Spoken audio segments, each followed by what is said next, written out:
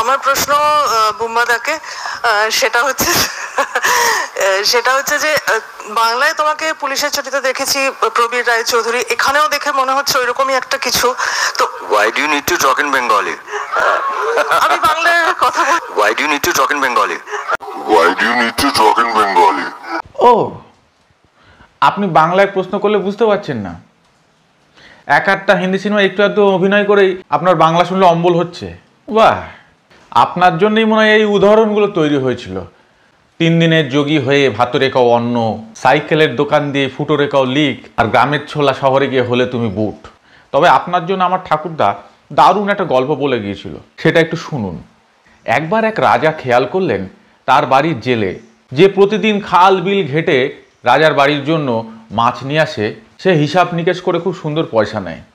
রাজা খুশি হয়ে সেই জেলেকে নিজের হিসাবরক্ষক পদে বহাল করলেন। মাস 6 পরে হঠাৎ দেখা গেল সেই হিসাবরক্ষক রাজসভায় অনুপস্থিত।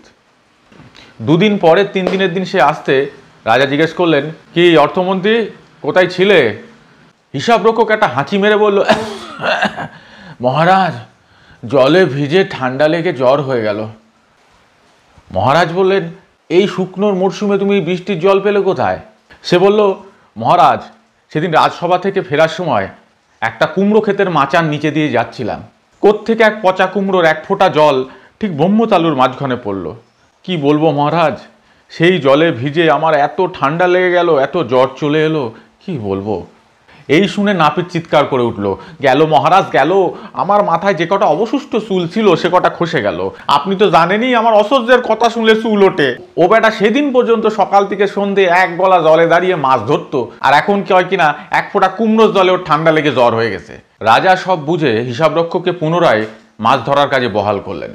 আপনার পরিস্থিতি কিন্তু একদম সেই রকম। 2-4টে বাদে শয়ে শয়ে জালি মার্কা সিনেমা দর্শকদেরকে উপহার দিয়ে 2 লাইন হিন্দি সিনেমা করেই আজকে বাংলা শুনলে আপনার গায়ে জ্বর আসছে। আমাদের আইডিয়ালদের যদি এরকম হাল হয়, তো বাকিদের কি হাল হবে? 2 দিন ব্যাঙ্গালোর কিংবা গোয়া থেকে আসলেই তারা বাংলা ভুলে যায়, হিন্দি ছাড়া কথা বলতে পারে না। কেউ একটা ইংলিশ মিডিয়ামে পড়লেই তার মা বাবা আহ্লাদ করে, এই আমার ছেলেটা না একদম বাংলা বলতে পারে না, কারণ ছোটবেলা থেকে ইংলিশ মিডিয়ামে পড়েছে। এই তো আপনারা এইগুলো করবেন, আর ভাষা দিবসের দিন আহা আমরি বাংলা ভাষা বলে গায়ে একখানা শাল চাপিয়ে নিয়ে গর্ব করে ঘুরে বেড়াবেন। লজ্জা লাগা উচিত আপনাদের। আজকের এই ভাষা, সংস্কৃতি, বাংলা সিনেমা, গান সমস্ত কিছু উচ্ছন্নে যাওয়ার পিছনে এই কালচারগুলো কিন্তু ভীষণভাবে দায়ী। বাংলা ভাষাকে ভালোবাসি ভালোবাসি বললে বাংলা ভাষা ভালোবাসা হয়ে যায় না। বিহারিরা কেন বিহারি বলছে, হিন্দি বলছে, এসব নিয়ে সমস্যা তৈরি করলে হয় না। আপনি আমি কি করলাম বাংলা ভাষার জন্য, সেটা হচ্ছে বিষয়। বাংলা কন্টেন্ট দেখে সেগুলো না দেখে হিন্দি ইংরেজি কন্টেন্টকে বেশি গুরুত্ব দেবেন, আর বাংলা ভাষা প্রচুর দূরে এগিয়ে যাবে নাকি?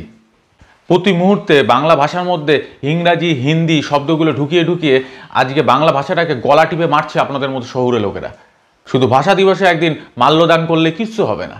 যে ভাষায় আপনি কোরেটা খেলেন সারাটা জীবন, ছোটবেলা থেকে বৃদ্ধ হয়ে গেলেন, আজকে সেই ভাষা শুনে আপনার যদি লজ্জা লাগে, তাহলে তো সবাই কি শিখবে?